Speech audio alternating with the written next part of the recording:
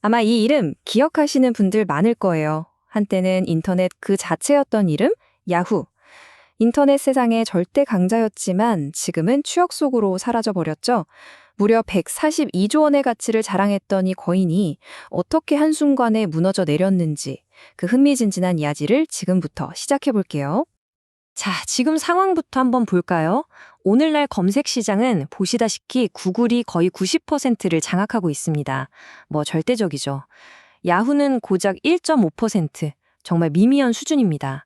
그런데 이게 처음부터 이랬던 건 아니라는 거죠. 상상이 가시나요? 지금과는 완전히 다른 세상이었어요. 인터넷으로 들어가는 문 그 자체가 바로 한 회사였다는 거. 오늘 우리는 바로 그 잊혀진 거인의 발자취를 따라가 보려고 합니다. 2001년 야후의 기업 가치는 무려 1250억 달러. 지금 돈으로 환산하면 약 142조 원입니다. 정말 어마어마한 돈이죠? 이 엄청난 숫자는 야후가 누렸던 영광이 얼마나 대단했는지를 보여주는 동시에 이런 궁금증을 갖게 합니다. 아니 대체 어디서부터 잘못된 걸까요? 자, 그래서 오늘 우리가 야후의 몰락을 따라가 볼 길입니다.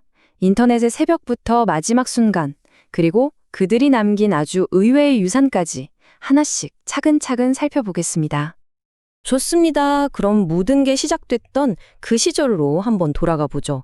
인터넷이라는 게 막 대중에게 알려지기 시작한 그야말로 혼돈의 세상에서 최초의 안내자 역할을 했던 게 바로 야후였습니다. 처음엔 정말 소박하게 시작했어요. 대학원생 2명이 그냥 자기들 편하자고 유용한 사이트들을 정리하던 목록이었거든요. 근데 이게 순식간에 그야말로 폭발적으로 성장합니다. 회사를 차리고 주식시장에 상장했는데 첫날부터 주가가 150% 넘게 뛰었고요.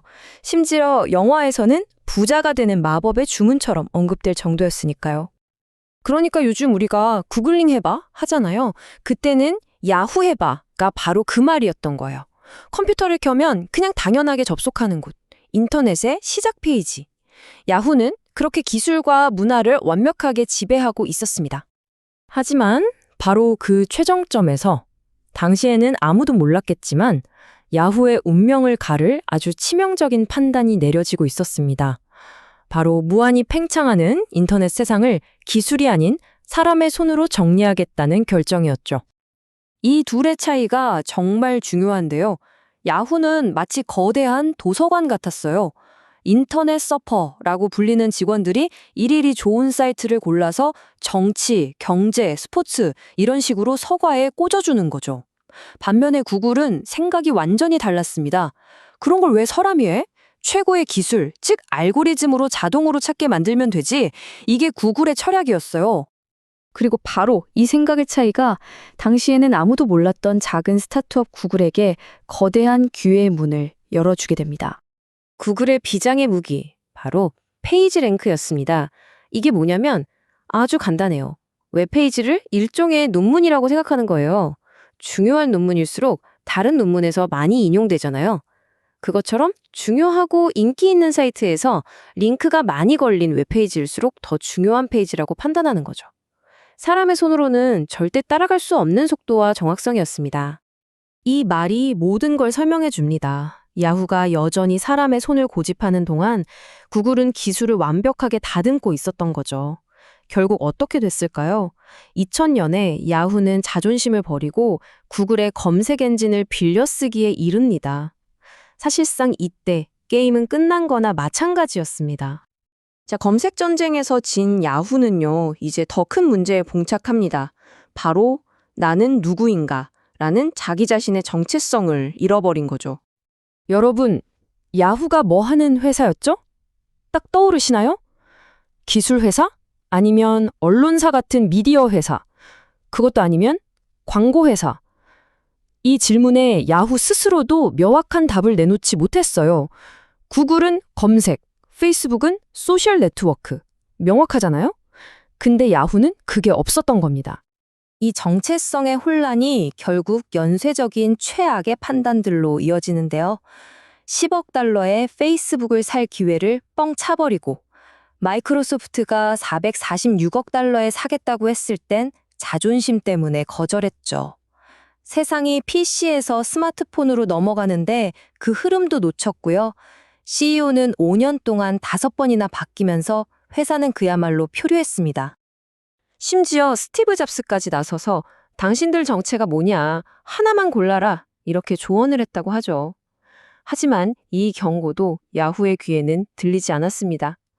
회사의 중심을 잡지 못하는 문제가 계속해서 야후의 발목을 잡은 겁니다. 이건 당시 야후에 한 고위 임원이 썼던 아주 유명한 내부 메모의 한 구절인데요.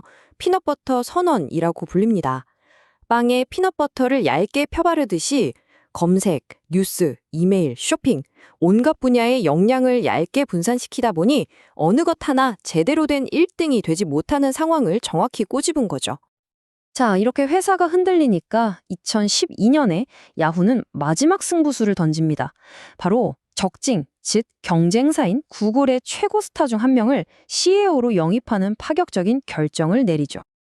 그녀의 전략은 명확했어요. 돈으로 시간을 사자. 그래서 모바일, 소셜 분야의 회사들을 닥치는 대로 사들입니다.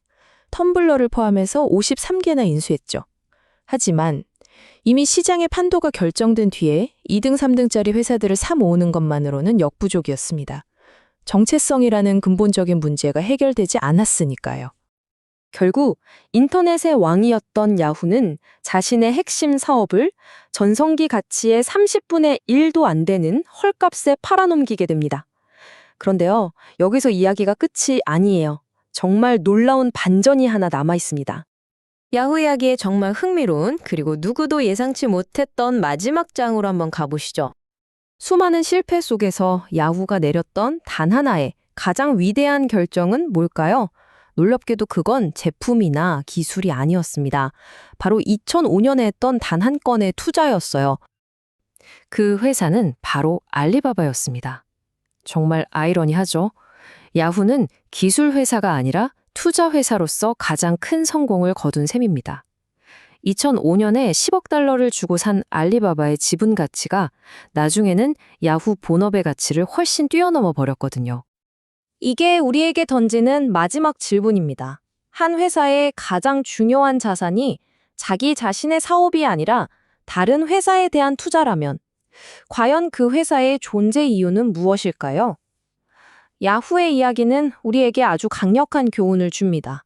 기술의 세계에서 집중과 정체성은 선택이 아니라 생존 그 자체라는 것을요.